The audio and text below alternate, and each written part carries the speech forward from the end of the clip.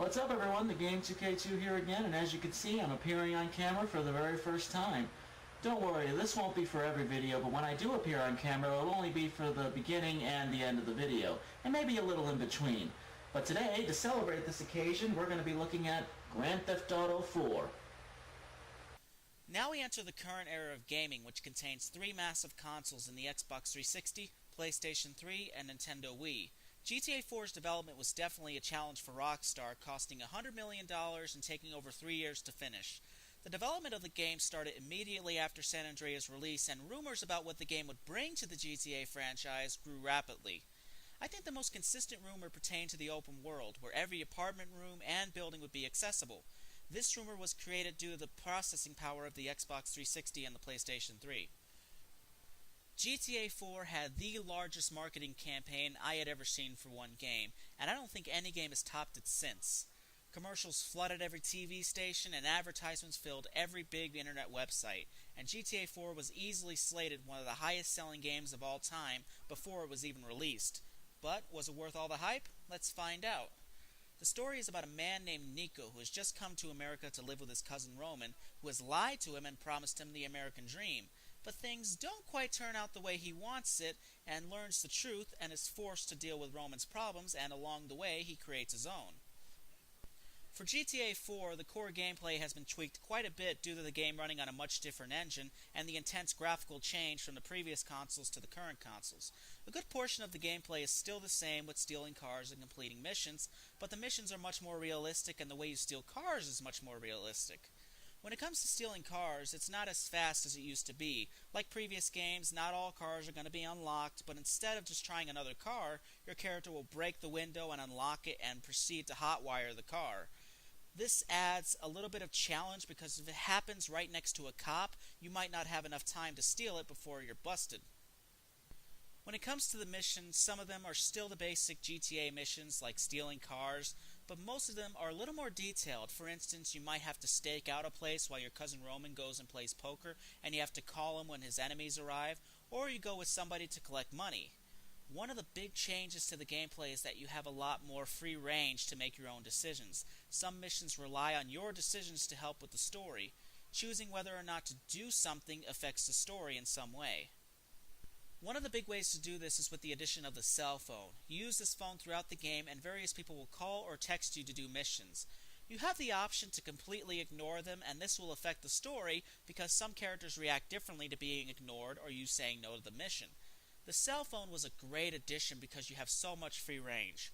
I think the only downside is that there aren't a lot of numbers you can call outside of people you do missions for, and one element I would have liked to be able to do is call your enemies instead of just getting their voicemails. Another big addition is the ability to date. You meet a woman early in the game named Michelle who you have the option to date, and there are various things that you can do like go bowling, go out to eat, go to a show, and more.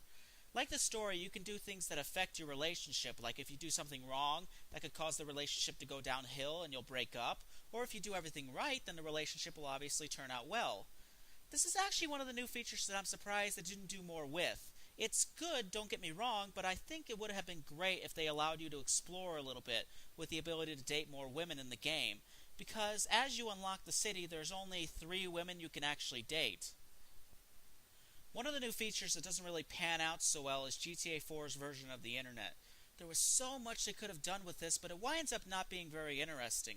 The most you can do with it is read and send emails, and the 3 other women that you date, you can contact through the internet as well.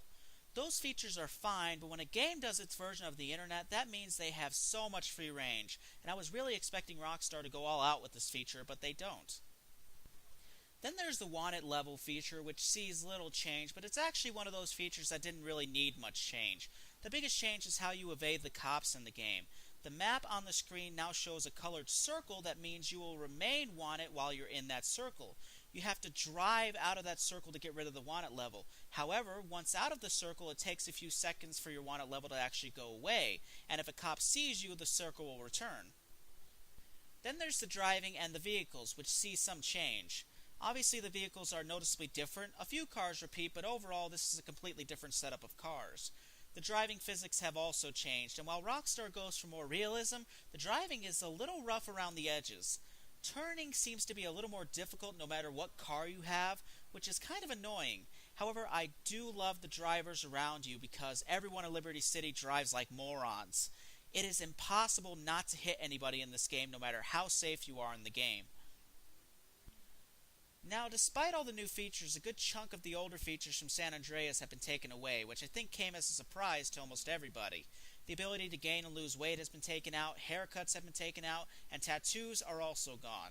This is very disappointing because those features are what made the open world much more realistic, and the elimination of those features is very surprising. Another flaw is that despite being on new and more powerful consoles, this open world is not as open as we all expected. Rockstar's description of GTA 4's open world did really give us false hope, and seeing how big Liberty City is in this game, there really aren't a lot of buildings that are accessible, and from playing this game, I think I can honestly say that GTA 4 has less buildings you can access than San Andreas, which is sad.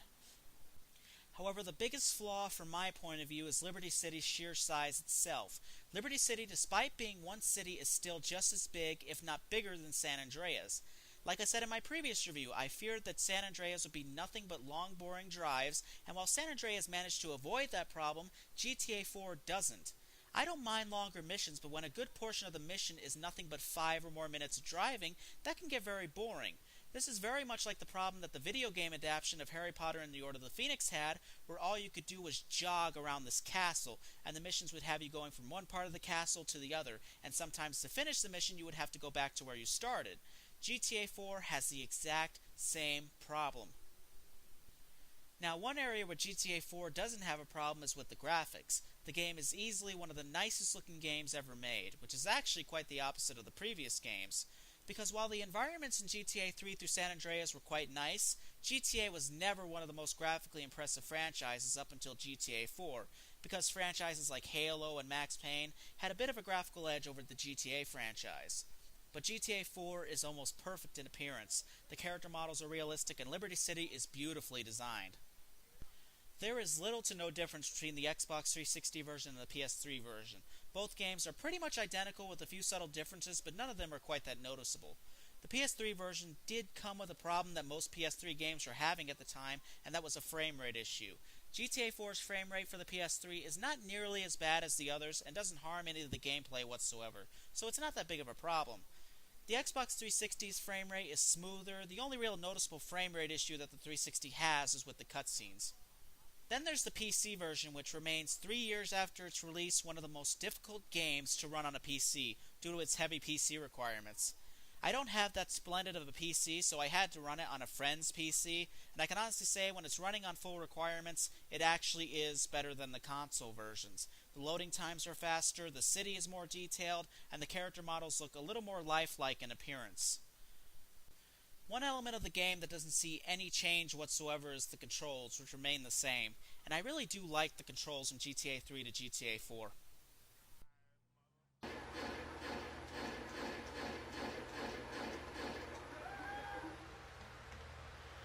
So overall, Grand Theft Auto 4, while impressive, is also kind of a letdown too, if that makes any sense. They do a lot, but they also take a lot away, which is kind of sad considering that it's on a new console. It is sad seeing half of the great gameplay from San Andreas being eliminated for Grand Theft Auto 4. But overall, it's still a great game, it's still worth playing, but I do think that fans might be a little disappointed, especially when comparing it to San Andreas. Now, we move on to The Lost and Damned and The Ballad of Gay Tony. I think it's safe to review both games on one review because there really isn't much difference between GTA 4, The Lost and Damned, and The Ballad of Gay Tony. However, each game differs in story and accessible places depending on the main character. The weapons also differ, but not too much. The Lost and Damned has a gang war story similar to San Andreas, which means you encounter different gangs in certain parts of the city. The Ballad of Gay Tony is actually very different from the rest of the GTA franchise story-wise, because you actually play a character who has a job and appears to make a decent living, and I was very happy that they managed to make the character Tony a more realistic person and not the stereotypical gay man that we see in every movie. When it comes to The Lost and Damned, not much was changed from the overall gameplay. The only real difference was that the game did create checkpoints in the missions when it came to the driving, which meant if you wanted to retry a failed mission, it would start you off halfway to your destination. This is a feature that was desperately needed in GTA 4. Another nice change is the fact that since you were part of a motorcycle gang, you could call for backup if you were in a tight corner. With the Ballad of Gay Tony, the gameplay, while remaining largely the same, added more than The Lost and Damned did. The most notable being the fact that the main character does have a job as a bouncer at a club, and you have to be at that job at a certain time. While being at this job is actually optional and you don't have to do it every night, it actually is a nice change. Also, there was some dancing mini-games added to the clubs, and my favorite was the driving range. For some reason, I love that game. The game also included a new feature called base jumping, which is actually a lot more fun than I thought it was going to be. Like I said before, the different main characters meant different buildings that you can access. This was mainly noticeable in the Ballad of Gay Tony, not so much in The Lost and Damned. The Ballad of Gay Tony's main character worked as a bouncer for a club owner and was actually friends of the club owner as well, so he's able to go into two clubs that weren't accessible before. And let me just say that I love the safe house in The Lost and Damned. It's this big building with a good load of minigames that you can play.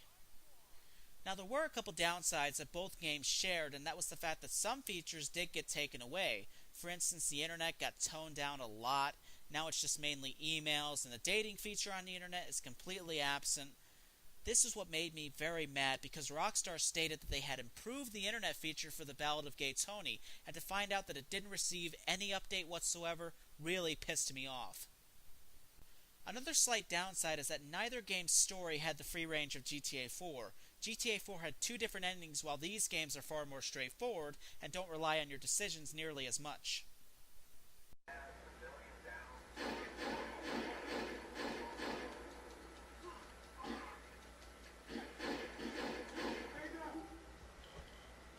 So overall, with the Ballad of Gay Tony and Lost and Damned, considering the fact that they were just downloadable content on Xbox Live for Grand Theft Auto 4, they're actually really damn impressive.